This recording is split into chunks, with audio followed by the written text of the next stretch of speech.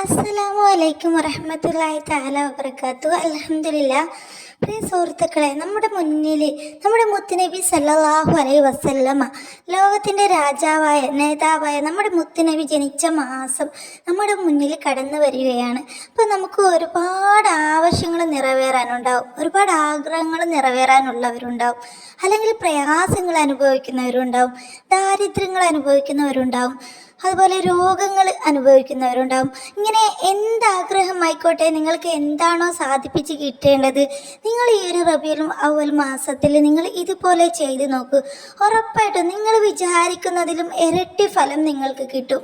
റബീഉൽ അവ്വൽ മാസത്തിൽ നമ്മൾ ഏറ്റവും കൂടുതൽ അധികരിപ്പിക്കേണ്ട ആയത്തുകളും കൂടിയാണ് ഈ ഒരു ആയത്ത്. ഈ ഒരു ആയത്തിൻ്റെ സവിശേഷത എന്ന് വെച്ചാൽ, ഈ ഒരു ആയത്തിൽ പറയുന്നത് നമ്മുടെ മുത്തുനബിയെ കുറിച്ചാണ്, മുത്തുനബിയുടെ കാര്യങ്ങളാണ് ഈ ഒരു ആയത്തിൽ പറയുന്നത്.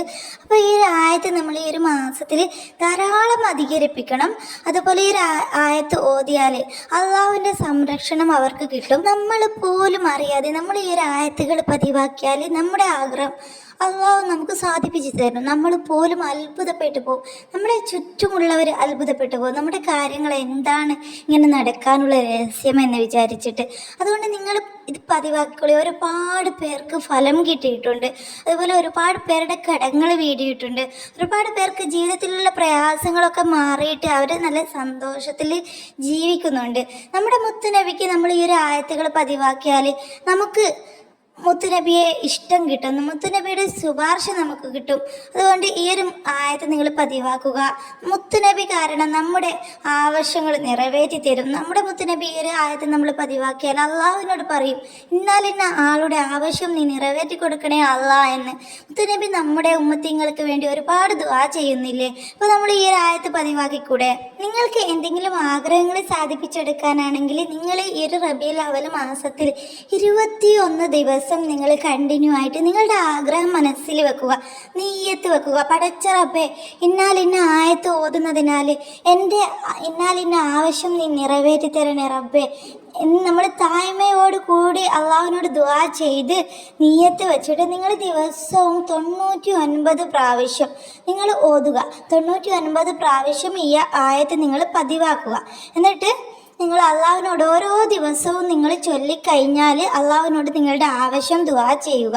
എന്നിട്ട് നിങ്ങൾ ഇത് ചൊല്ലുമ്പോൾ ഒരൊറ്റ ഇരിപ്പിൽ നിങ്ങൾ ചൊല്ലണം. 99 പ്രാവശ്യം നിങ്ങൾ ഒരു ഇരിപ്പിൽ ഓതുക. നിസ്കരിച്ച് കഴിഞ്ഞിട്ടാണ് ഏറ്റവും ഉത്തമം. നിസ്കാരപ്പായലിരുന്ന് ഉളോടുകൂടി കിബിലക്ക് മുന്നിട്ട് അതബോട് കൂടിയിട്ട് നിങ്ങൾ പാരായണം ചെയ്താൽ നിങ്ങൾക്ക് ഫലം ഇരട്ടിയായിട്ട് കിട്ടും. ഒരു ഇരുത്തത്തിൽ ഓതി തീർത്തിട്ട് നിങ്ങൾ അള്ളാഹുവിനോട് ആത്മാർത്ഥമായിട്ട് ദുആ ചെയ്യുക. ഇത് ഓതി തുടങ്ങുന്നതിന് മുന്നേ നിങ്ങൾ ഒരു 3 സലാത്ത് നബിയുടെ ഹളറത്തിലേക്ക്, നിങ്ങൾക്ക് അറിയാവുന്ന ഏത് സലാത്ത് ചൊല്ലിയാലും കുഴപ്പമില്ല.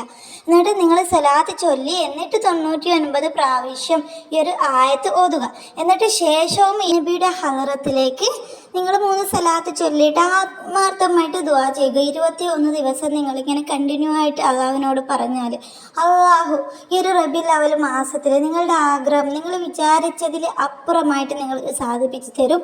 ഒരുപാട് പേർക്ക് ഫലം കിട്ടിയ ഒരു ടിപ്സാണിത്. നിങ്ങൾ മുറുകെ പിടിക്കേണ്ടത്, നിങ്ങൾ ഓതേണ്ട ആ ഒരു ആയത്താണ് സൂറത്ത് തൗബയുള്ള 2 ആയത്ത് ലഖദ് ജാഅക്കും എന്ന് തുടങ്ങുന്ന ഈ ഒരു ആയത്താണ് നിങ്ങൾ ഓതേണ്ടത് 99 പ്രാവശ്യം. ഉറപ്പായിട്ടും നിങ്ങൾക്ക് ഫലം കിട്ടും. വീഡിയോ ഉപകാരപ്പെടും. നിങ്ങൾക്ക് ഇത് നോട്ട് ചെയ്ത് വെച്ചോളി. നിങ്ങൾക്ക് ഇത് ഉപകാരപ്പെട്ടെങ്കിൽ, നിങ്ങളുടെ ആഗ്രഹം സാധിപ്പിക്കാൻ ഉപകാരപ്പെട്ടെങ്കിൽ ഒരു ലൈക്ക് തരിക. ഇസ്ലാമിക് ടിപ്സുകൾ അറിയാൻ ചാനൽ നോട്ട് ചെയ്ത് വെക്കണം കേട്ടോ. സബ്സ്ക്രൈബ് ചെയ്ത് വെച്ചോളി. അതുപോലെ നിങ്ങളുടെ അഭിപ്രായം കമൻറ്റിൽ അറിയിക്കുക. ഇൻഷാ അല്ലാഹ് നമുക്കിനി അടുത്തൊരു വീഡിയോയിൽ കണ്ടുമുട്ടാം. അസ്സലാമു അലൈക്കും.